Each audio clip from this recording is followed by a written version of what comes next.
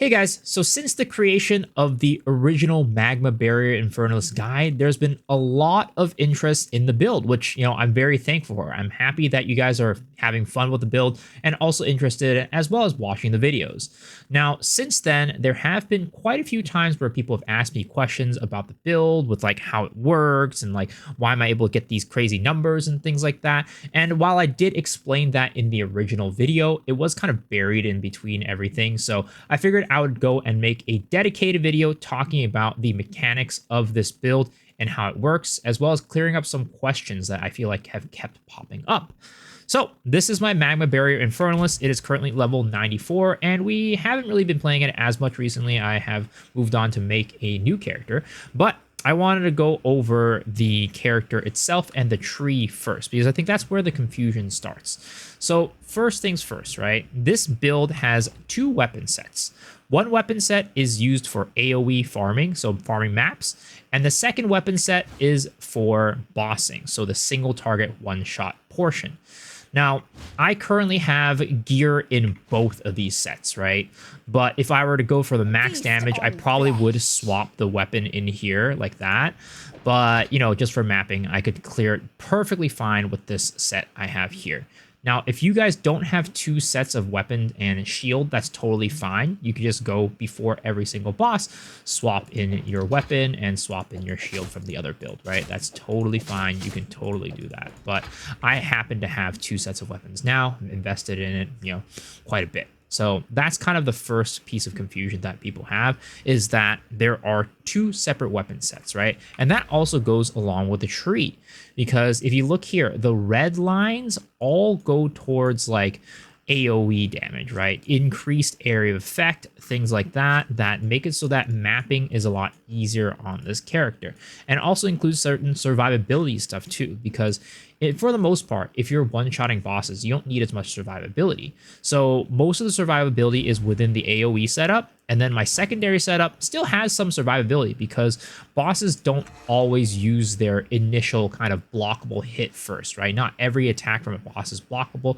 You need to wait for a certain pattern to come out, especially on these pinnacle bosses or like, the act bosses at Citadel. So you do need a little bit of survivability for that side as well, but definitely not as much, because most of your problems with survivability come with mapping and being surrounded by a ton of mobs. Because for this build, you have to get hit. You're gonna get hit. You're running into mobs, so you do need tankability, right? So that is where we focus on for the main hand. So this will not one-shot bosses. I mean, at some point it probably will, just because of how strong Magma Barrier is, but for like big bosses, pinnacle bosses, Citadel bosses, right? This build, the main hand is not going to one-shot anything.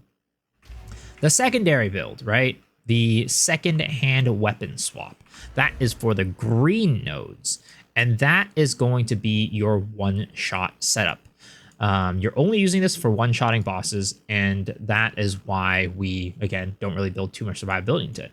But how it works is, and I've gone over the math before, but you basically build off of critting the boss when it's full life.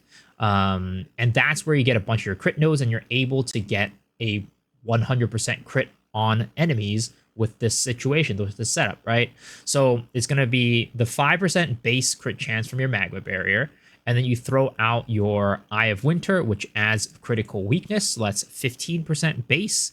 And then you need to get 234% critical chance on your tree, which is what we have right now. So all these green nodes combined basically give us 234% crit chance. And we have another jewel right here to kind of top it off, because just on the tree, I only have 220 with my endgame setup. So add this here to get the 234.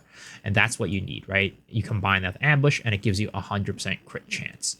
Now, one thing I did learn throughout this kind of process, and not really learn, but just remembered for as a mechanic, Evasion makes it so that, one, you miss your attacks, right? So you're going to need to be stacking a lot of accuracy on this build, which is why we have accuracy on things like my ring. We have accuracy on the tree right here with nearsighted. We also have a megalomaniac diamond with unexpected finesse on here. We also spec into finesse itself, right? And I also have a time lost jewel here with some more accuracy. This one's kind of not needed, honestly. This was kind of overkill. But yes, we have a lot of accuracy on this because, one, you miss a lot of the hits you are doing when you don't have accuracy. And this is a one shot, kind of like one hit kills a number of the screen on the screen, right? So you kind of don't want to miss on that. But also, evasion has a chance to downgrade a critical hit to a normal hit, which was why sometimes I was like, I don't know what's going on. I am at 100% crit, but for some reason I'm still missing crits, and especially on like the important bosses, like the pinnacle bosses or like the citadel bosses, right? And that's because those bosses have more evasion, and that's why I was missing the crit that much more often, because they were evading my crits and downgrading it to a normal hit. So that's why accuracy is extremely important on this build. And at some point, you're even going to be slot-getting bullseye onto the skill itself. That way you're not missing with it. The 50% more accuracy rating is really, really nice. And to be honest, the skill does enough damage for you to do like one shots on most enemies without, like most pinnacle bosses, without even caring about this last jewel socket, right? That's why you put that in there. So that's kind of the situation with the one shot and why you need a ton of accuracy, as well as, of course, again, explaining the tree and explain it how it works. Now, when you're going up to a boss, when you want to one shot it, right, you're going to throw out your Eye of Winter, right? And you never want to use Resonating Shield as your block against the boss, because this does damage. So you're going to want to use just your regular Raise Shield on the boss. So throw out your Eye of Winter and Raise Shield to block on, again, your weapon set 2 for these enemies. That is going to be, at the end of the day, the important part. So hopefully that clears up a lot of the confusion about, you know, why do I have 2 weapon sets and why am I not doing enough damage on bosses. It's probably because you're not on the right weapon set, and, you know, it's kind of how the build works, right? You can't one-shot the boss on your main weapon set. You have to go after a second one. Okay, perfect. So there's that. The next part I want to talk about is the gear, because for the max roll guide, I don't list out like all of my gear, like specifically every single piece, right? Because everybody's going to have different gear that they're going to be buying and looking at. I just feel like the extra information is like kind of, I don't know, confusing. So I basically put the minimum requirements for every piece of gear on max roll. So helmet, I said, you know, it's just going to be life and resistances, right? You're going to want +7 levels to melee skills on your weapon, minus 30% attribute requirements if you're using a two-hander, and then also 100, you know, the elemental damage to attacks. Those are the 3 things you really want on your weapon, because they, 1, make it so you can wear the weapon with the reduced attribute requirements, but 2, add a ton of damage with the levels to melee skill, which increases exponentially, right? Some of you guys are like, why is my attack just not doing that much damage? I'm like level 28, you know, 30 on my gem. Why are you doing so much more damage? Well, that's because with the higher levels on the gem, the skill, right, Magma Barrier itself, it increases exponentially. I think from 35 to 36, my secondary hand build, my one-shot build, did an extra 500k damage just from 1 level. So if you're wondering why you're doing, you know, not enough damage, or like your skill doesn't do anywhere close to mine, it's probably because of the levels. So that's why you want that on your weapon. On your shield, I have mentioned this before, but you really don't need to scale that much off your shield. Like, Magma Barrier does give you more damage based off of your defense on your shield, your armor on your shield, but at this point, the armor that you get and the damage that it gives is very negligible. So I prefer to use an energy shield armor build, shield, because we are an energy shield build, right? Regardless of your energy shield armor or a full energy shield build, having the extra energy shield will make it so that you are a lot tankier and give you a lot more survivability. So that's why we go with an armor energy shield shield for this build.